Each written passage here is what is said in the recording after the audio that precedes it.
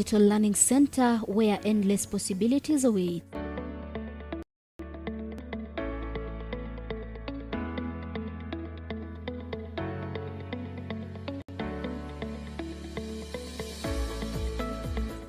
Are you a student with a passion for journalism and media studies? Look no further. At IDLC School of Journalism and Media Studies, we provide a dynamic and immersive learning experience. From cutting-edge technology to hands-on projects, you'll develop the skills and knowledge to thrive in the ever-evolving world of media.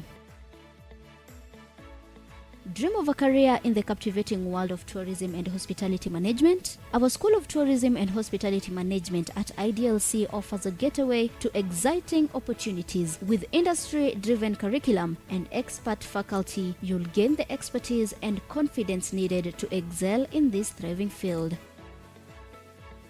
Seeking a deeper understanding of theology and divinity? At IDLC School of Theology and Divinity, we provide a nurturing environment for spiritual growth and intellectual exploration. Our dedicated faculty and thought-provoking courses will guide you on a transformative journey. At Imani Digital Learning Center, we believe in hands-on education through internships, industry partnerships, and state-of-the-art facilities. You'll gain real-world experience that sets you apart. Our supportive community and vibrant campus life ensures a well-rounded education. Join us at Imani Digital Learning Center and unlock your potential. Discover your passion, chase your dreams, and shape a brighter future. The journey begins at IDLC.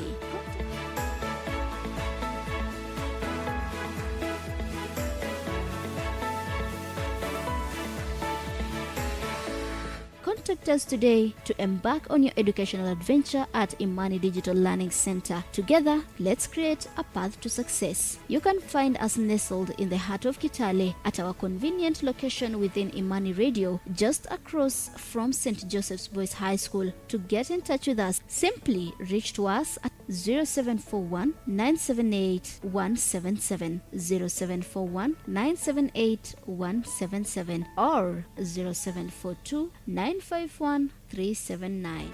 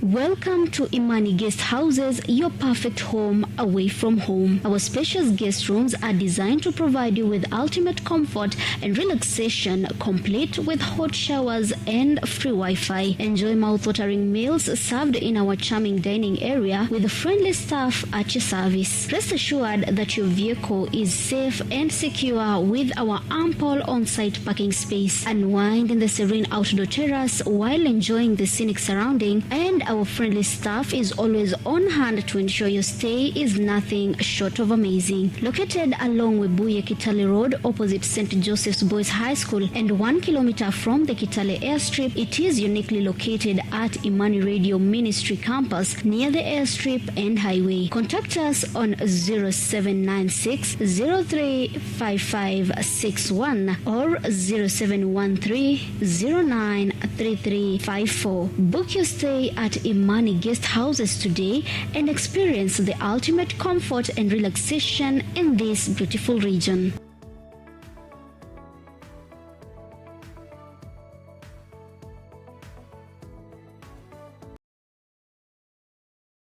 Unapowazia kituo kinachokupa kukuza kiroho, kuinua moyo na kuimarisha imani yako katika Yesu Kristo. Ya Butosha ni hapa Imani TV. Imani TV, tunaamini katika nguvu ya imani kubadilisha maisha. Dhamira yetu ni kuboresha, kuinua na kuongoza katika safari ya kiroho.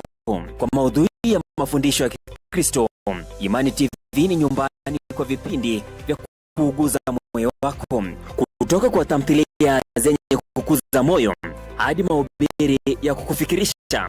Pia tunakupakulia ladha tofauti tofauti kwa makini, kwa minajili ya kukuza imani yako na maisha ya familia. Imani TV ni kituo kinachopatikana kwa urahisi kwa yeyote yule. Inapatikana kwa StarTime kwa channel 117. Hapo ndipo safari yako ya imani inaanzia na Imani TV.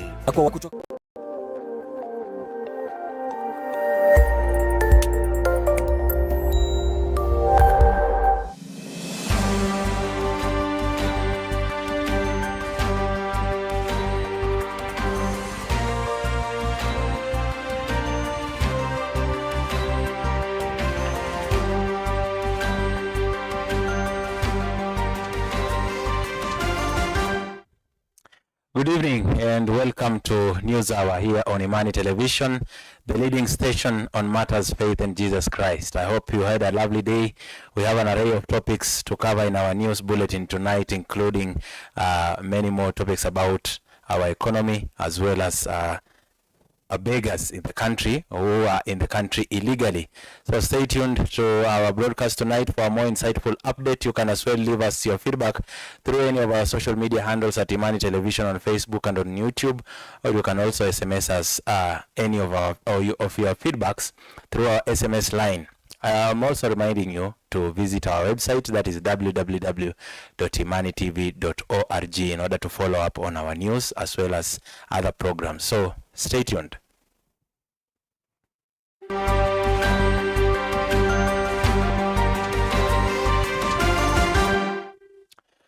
Let's begin our broadcast. My name is Barasa SAENYI. Our sign language interpreter is Phyllis Merikwa Arunga. Now, President William Ruto says Kenya will tap into India's technology to enhance the economy and healthcare service delivery. The president, who is in a 2-day visit in India, further said that the two countries are keen on enhancing trade, investments, education, digital economy, healthcare researchers, as well as agriculture, among other areas of cooperation between the two nations. Let's watch. India and Kenya are great friends. We've had diplomatic engagement at different levels from way back in 1948, even before the independence of Kenya. And I have come to India this time round at the invitation of Madam President and my good friend the Prime Minister.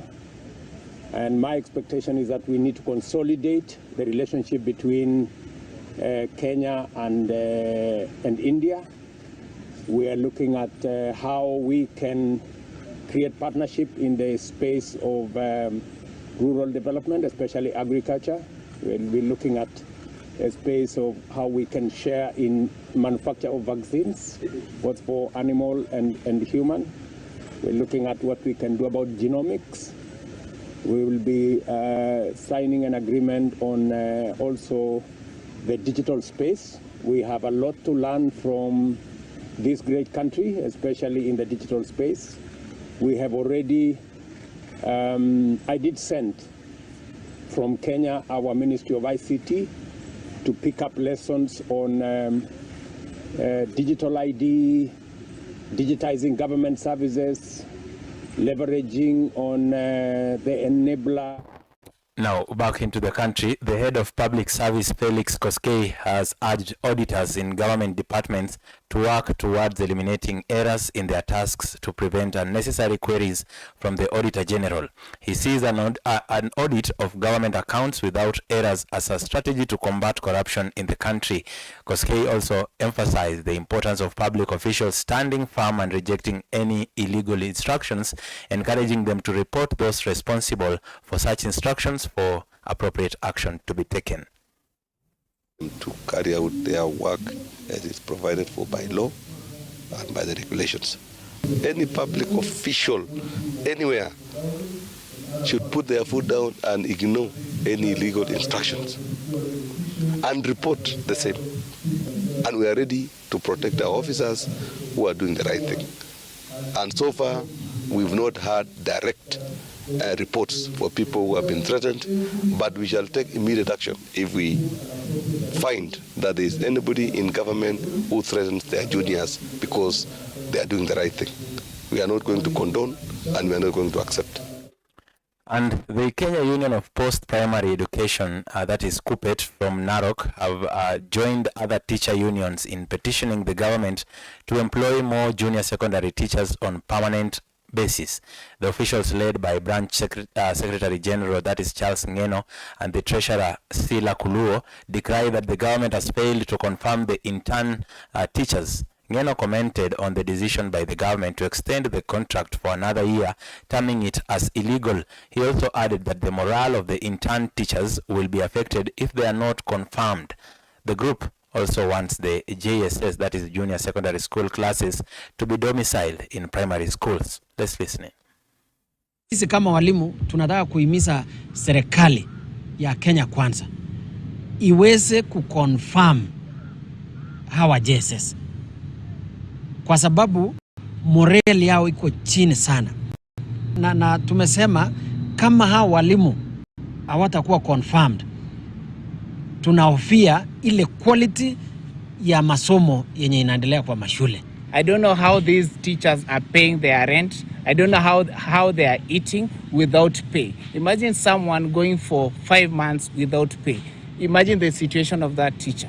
What they were promised to be paid 19,000, but what they are receiving now is 17,000. We don't understand exactly what is happening to our government. So we are urging the government to work on the JSS teachers. The working conditions are not good. We are asking our MPs, because we know this motion is coming to Parliament soon, the issue of AON Minet.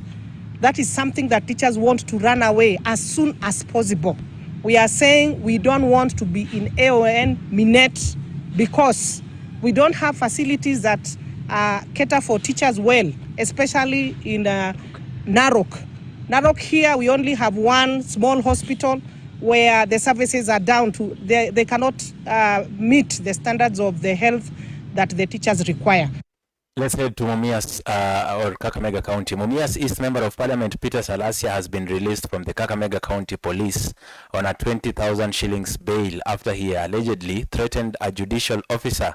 Salasia was supposed to report to the station in response to the issue of threatening the resident magistrate, that is Gladys Kiama, who presented the complaints last week. Speaking after his release, Salasia said that the issue is aiming at damaging his reputation as well as his name. Let's listen. But this issue was political because I never threatened the magistrate with any information that maybe could link with killing and even confronting her, as the media had reported recently, that on Monday I was in Kakamega, na wakati nilikuwa Kakamega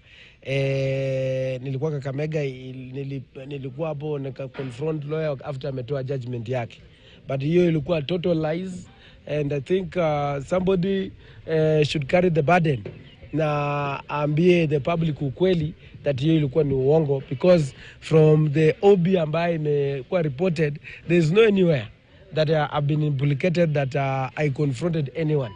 So those were total lies, and I think if I can take the necessary action against ule mtu ambaye amefanya hiyo, then itakuwa a very big because hiyo ni defamation and blackmail before the people, and yet I'm a public figure. Now, in Homa Bay County, women leaders and scholars have initiated a festival dedicated to addressing the challenges of teenage pregnancies. the HIV and AIDS crisis among the youth, and gender-based violence as well. Dr. Ida Odinga, the spouse of the opposition leader, that is Raila Odinga, led the event at the Raila Odinga Sports Ground in Homa Bay. These women highlighted the crucial need to raise awareness among the youth with a particular focus on young girls.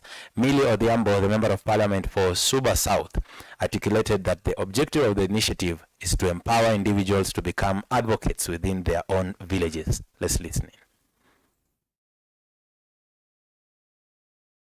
Issue that is disturbing the entire nation, and particularly this part of the world, is the issue of girl child, the issue of early pregnancies, and the issue of early marriages, teenage pregnancies and early marriages.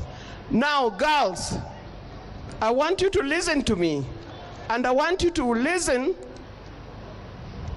to other speakers what they are saying. To ask all leaders who are here today to commit to working hard to ensure we have a good policy framework for adolescent health.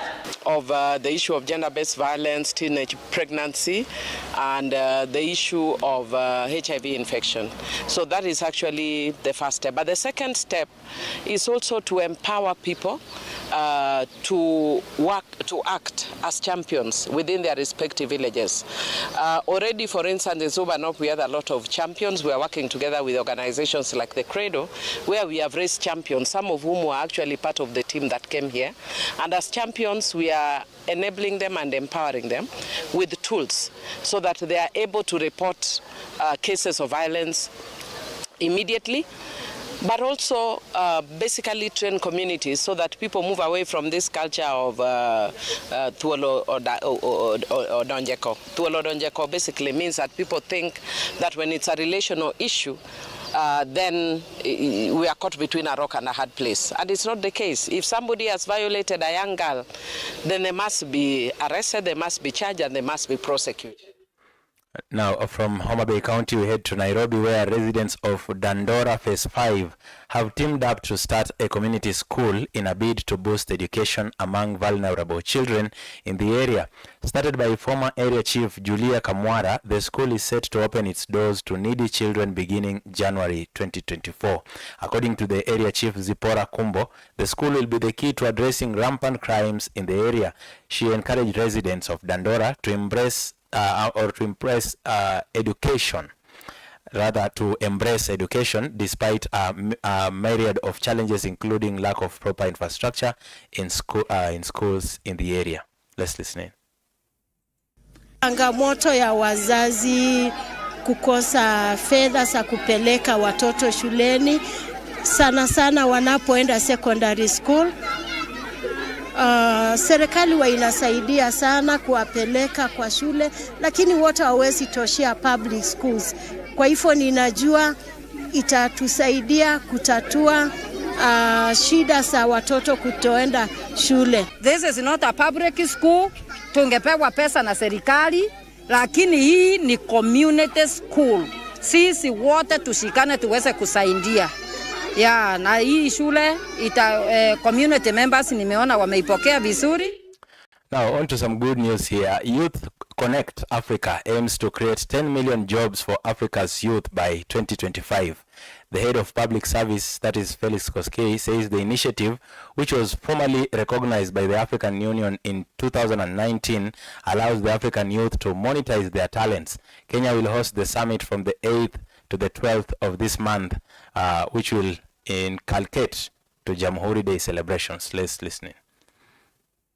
The Continental Initiative aims at empowering young people through promotion of entrepreneurship, innovation, and leadership.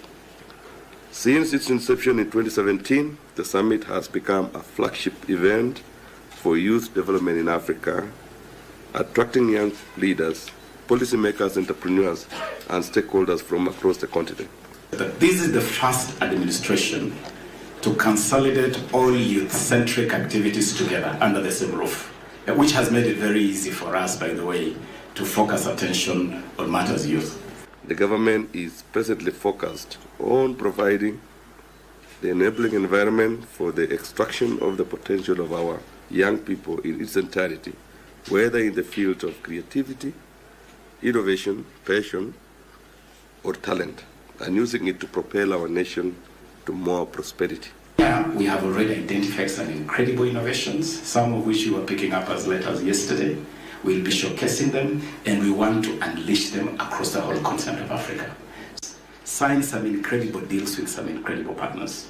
We have a deal signed with the NBA, we have a deal signed with the Invention Studios in LA, in Hollywood. They'll be shooting 15 movies next year here.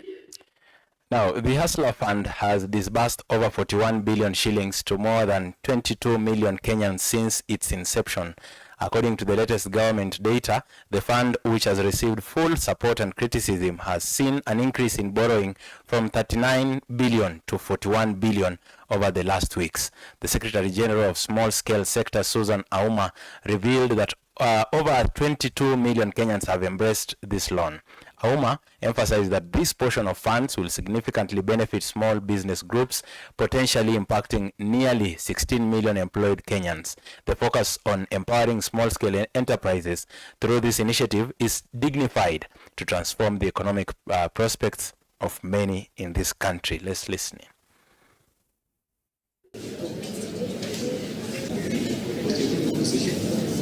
The question of unemployment is a question that all of us sit together and jointly come up with interventions. So we have quite a number of interventions that you're discussing, but specifically for this forum is to look at MSME, because the only opportunity now we have to create massive jobs to our population is the MSME sector, because out of the workforce of 20 million, only 3.5 are engaged formally, are formally employed, meaning we have 16.5 million Kenyans who are outside there, who are informal, who are trying to do things on their own. So the responsibilities of the two levels of government right now is to see how do we make the self-employment opportunities become more secure, become more competitive for our population. At the national level, we have a number of catalytic funds which are supporting the MSMEs.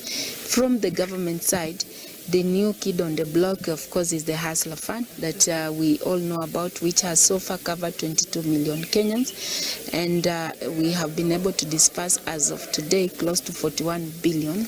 Here was a gov checked, 41 billion Kenyan shillings to close to 22 million Kenyans. And why are we doing this? We are doing this so that we can give Kenyans that key to access more opportunities within the MSME ecosystem. And then the MSME ecosystem has both the private sector and also has got the government agencies. We have, for example, the Youth Enterprise Fund, which we also re-engineering to offer financing to young people who are running enterprises. The SME loan is business purpose, business oriented, where, for example, you have a registered enterprise and you want to borrow to do your business. We are working on it, and this is targeting the small and the medium enterprises. So again, you can still be able to access that through digital. You don't have to wait for long after you have applied the way our MSMEs. All this journey is expected to help our MSME move from being informal to somehow formal, because if they are formal or we have like a basic KYC, they know your customer kind of All right, now away from matters, the Hustler Fund, persons living with disability have asked the government to crack the whip on rogue foreigners who pose as people with disabilities in the streets begging for money. Speaking during an event yesterday to mark the International Day of People Living with Disabilities, they claim that begging in different towns of the country has become a business, and many of the people seen borrowing on the streets have been brought to the country by a cartel which collects money from them every evening. Let's listen.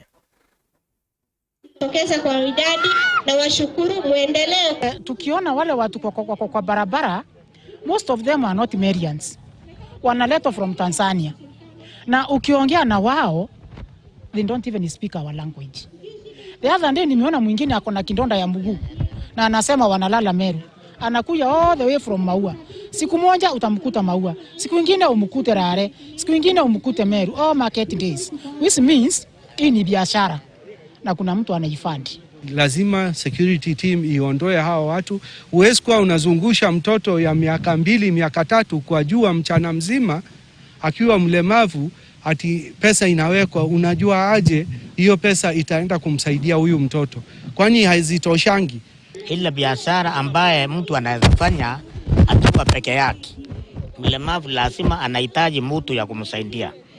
So ndio tunaomba kama upande wa serikali, national government, county government, hata zile licenses, zile mna issue kwa biashara ya mlemavu mnakata, inakuwa nusu ya ule mtu wa kawaida. All right. Now, in a recent meeting with health stakeholders and the Federal of Employers in the country, Dr. Frank Njenga emphasized the essential need to prioritize the mental health of employees to enhance productivity. Dr. Njenga highlighted the benefits for organizations and employers when they invest in the mental well-being of their workforce, aiming to reduce stress, which often leads to losses and sometimes even disasters. Statistics reveal that 10% of employees face various challenges due to stress. This features the importance of proactive measures in supporting mental health within the workplaces. Let's listen. One of the most difficult and painful journeys we have walked in this country is a journey of persuading the insuring world that parity for mental health is commonsensical. We now know that the COVID-19 pandemic changed the dynamic of work and the workplace. It is estimated that 12 billion days are lost annually to depression. Now, 12 billion days is a lot of days. But because we all understand shillings and cents better, the World Health Organization estimates that poor mental health in the workplace costs $1 trillion, not shillings, dollars.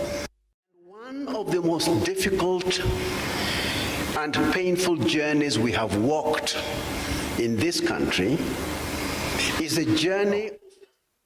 In other news, despite the fact that Trans Nzoia County has 2 national wildlife parks, still many tourists in the country and even from foreign countries have not discovered those areas. The county government of Trans Nzoia, led by the Governor George Natembeya, are putting on more efforts to ensure that tourists visit the region to develop the tourism potential. Janet Namalwa has more details.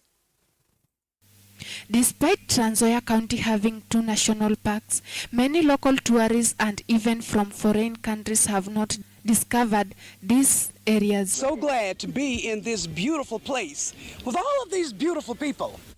Stakeholders in the tourism industry have initiated strategies to stimulate tourism in this area by organizing exhibition of the potential. This expo is the first of its kind. There's never been a tourism expo in Trans Nzoia, so this is a premiere. And I'm happy to say that we've attracted a lot of attention, and it's going to be our annual event. As you can see, we did by Monday. We didn't think we'd have this many booths. Mainly we depend on local tourists. Here we don't have much of the international tourists, and that's why we are now promoting. Trans Nzoia County has Mount Elgon National Park with elephant and historical cave. Another park is SAENYI National Park. I have Dr. King here, and I have Madame from Angola Embassy that are benchmarking what we can do and how in future we can forge relationships of how we can exchange. Similar towns in their places can actually partner with Trans Nzoia. So we can get an influx of business people and an influx of tourists coming to Trans Nzoia. In terms of the purchasing power, there are people who can afford to purchase a holiday. There are many of them, very many indeed. Like in Africa, we say we have approximately 100 million people who have the disposable income that they can travel to different parts of the world. Stakeholders want the national government to cooperate with the private sector to ensure that benefit the economy of this region. Reporting for Imani News, I'm Janet Namalwa.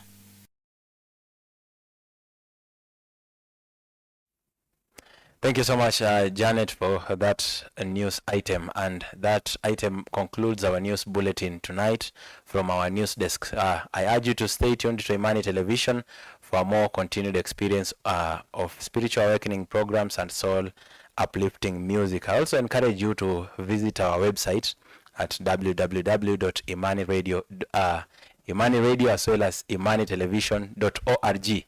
I am Barasa SAENYI and our sign language interpreter is Phyllis Merikwa Arunga. Have a good night.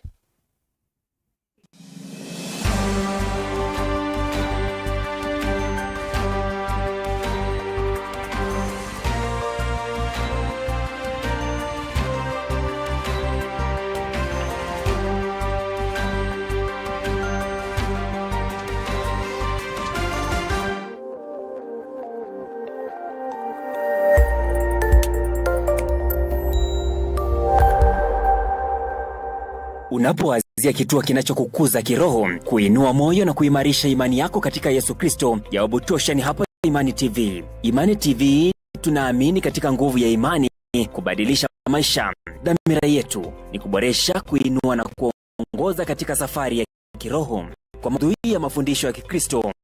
Imani TV ni nyumbani kwa vipindi vya kuuguza moyo wako, kutoka kwa tamthilia zenye kukuza moyo hadi mahubiri ya kufikirisha. Pia tunakupakulia ladha tofauti tofauti kwa makini kwa minajili ya kukuza imani yako na maisha ya familia. Imani TV ni kinachopatikana kwa urahisi kwa yote yule. Inapatikana kwa channel 117. Hapo ndipo safari yako ya imani inaanzia.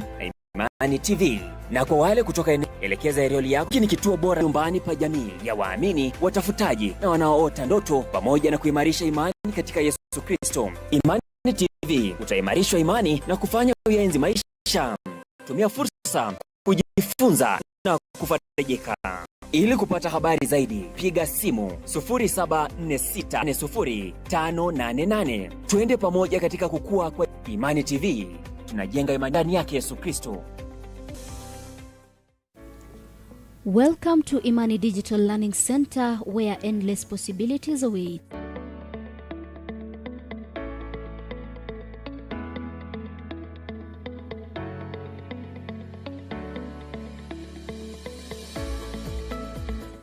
Are you a student with a passion for journalism and media studies? Look no further.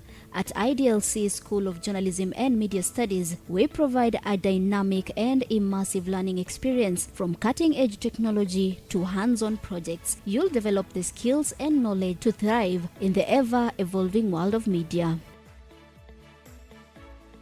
Dream of a career in the captivating world of tourism and hospitality management? Our School of Tourism and Hospitality Management at IDLC offers a getaway to exciting opportunities. With industry-driven curriculum and expert faculty, you'll gain the expertise and confidence needed to excel in this thriving field. Seeking a deeper understanding of theology and divinity? At IDLC School of Theology and Divinity, we provide a nurturing environment for spiritual growth and intellectual exploration. Our dedicated faculty and thought-provoking courses will guide you on a transformative journey. At Imani Digital Learning Center, we believe in hands-on education through internships, industry partnerships, and state-of-the-art facilities. You'll gain real-world experience that sets you apart. Our supportive community and vibrant campus life ensures a well-rounded education. Join us at Imani Digital Learning Center and unlock your potential. Discover your passion, chase your dreams, and shape a brighter future. The journey begins at IDLC.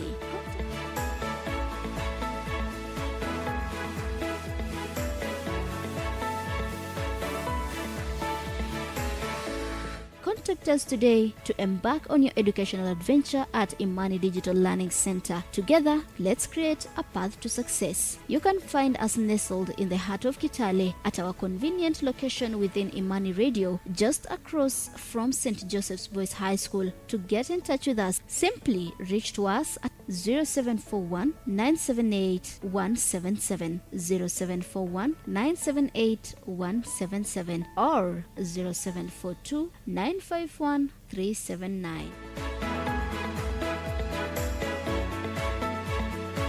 Unapoanzia kituo kinachokukuza kiroho, kuinua moyo na kuimarisha imani yako katika Yesu Kristo ya Wabutosha ni hapa Imani TV. Imani TV tunaamini katika nguvu ya imani kubadilisha maisha. Dhamira yetu ni kuboresha, kuinua na kuongoza katika safari ya kiroho.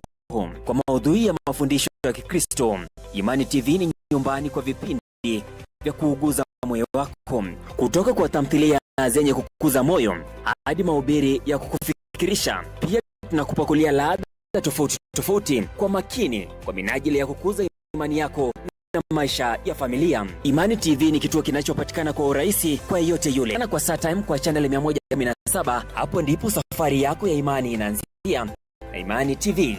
Na kwa wale kutoka eneo la magharibi, elekeza Erebuye, na ukiwa upo mjini Eldoret yako kuelekea sehemu za kwa baraka kutoka kwa matanga kipekee. Hiki ni kituo bora nyumbani pa jamii ya waamini, watafutaji na wanaoota ndoto, pamoja na kuimarisha imani katika Yesu Kristo. Imani TV utaimarishwa imani na kufanya uyenzi maisha.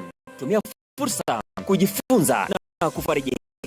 Ili kupata habari zaidi, piga simu 07460588. Twende pamoja katika kukua. Imani TV tunajenga